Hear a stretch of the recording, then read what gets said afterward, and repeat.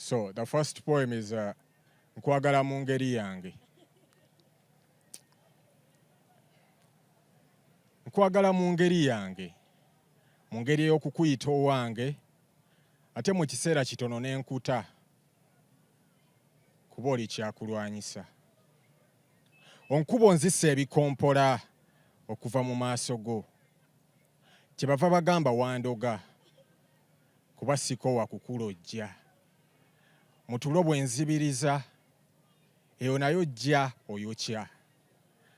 Ndi bbulooka mu ttanuulu yo, nazimba ekifuba n'okituulamu. Kati kitebe kyo mw'osinziira, omubiri gwange n'obuna.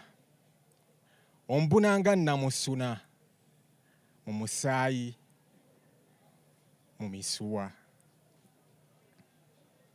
Ombunya bbugumu nga musujja, ate olulala n'enkankana. Nanoonya nfune akufaanana, nasala mawanga nga mazzi, naye nadda nnyanjala ngalo. Nkwagala mu ngeri yange, simanyi kukulaga bukambwe nti kisanja akuna mukyezo. Nkuleka n'okola ku kyegyo. Simanyi kulya buwuka nti nkukuba esambagere. Nkukwata nga muwere owakalira akatannakutuka. Kyewuunyisa engeri gye twakuguka mu kweraga omukwano.